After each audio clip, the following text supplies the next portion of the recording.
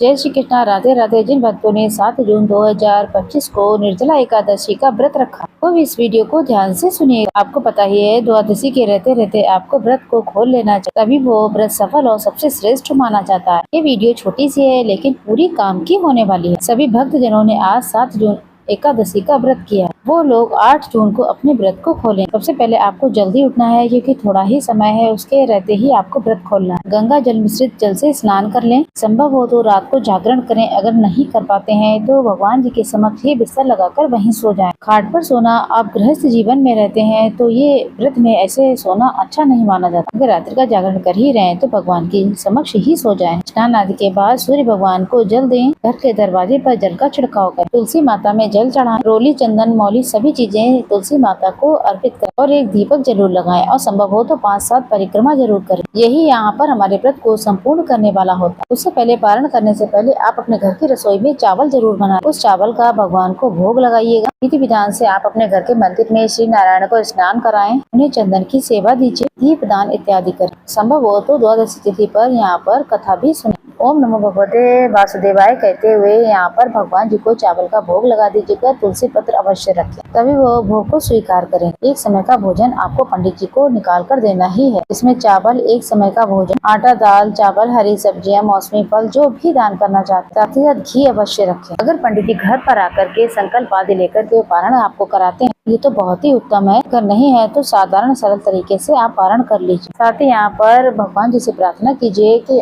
भगवान जी मेरी एकादशी की तिथि पूर्ण हुई, मेरे व्रत के पारण करने का समय आ चुका है। आपको मैंने स्नान ध्यान सब कुछ करवा दिया और मैंने दान पुण्य की सामग्री भी निकाल दी। आपका आभार और धन्यवाद जो कि मेरी एकादशी व्रत को पूर्ण हुआ, और ये भी कहें कि इसका फल मेरे पूर्वजों और मेरे खाते में जरूर जोड़ दीजिए, सारे सुख प्रदान कीजिए। ऐसी प्रार्थना करें। भूल चूक के लिए माफी भी मांगे। अब तुलसी पत्र खाकर के अपना व्रत खोल लें। अगर आपने पंचामृत बनाया है तो उसे भी ग्रहण कर सकती हैं, उससे भी व्रत खोल सकते हैं। तुलसी पत्र खाकर भी व्रत को खोला जाता है, साथ ही पंचामृत से भी व्रत खोल सकते हैं। साथ ही अगर फल कोई भोग लगाया है तो उसका भी एक अंश ग्रहण करके उससे भी आप अपना व्रत खोल सकते हैं। साथ ही साथ यहाँ पर थोड़ा थोड़ा कुछ खाएं, बहुत एक साथ चीजें ना खाएं। थोड़ा थोड़ा जल पीना शुरू कर दीजिए। पारण का समय कब है ध्यान से सुने। द्वादशी तिथि समाप्त हो जाएगी, उससे पहले आपको अपना व्रत खोल लेना। द्वादशी तिथि जो कि 8 जून को सुबह 7:17 पर समापन की ओर होगी। ऐसे में इससे पहले आप अपने व्रत को खोल लीजिए। 7 जून को सर्वार्थ सिद्धि योग बनने जा रहा है। ये अपने आप में बहुत अद्भुत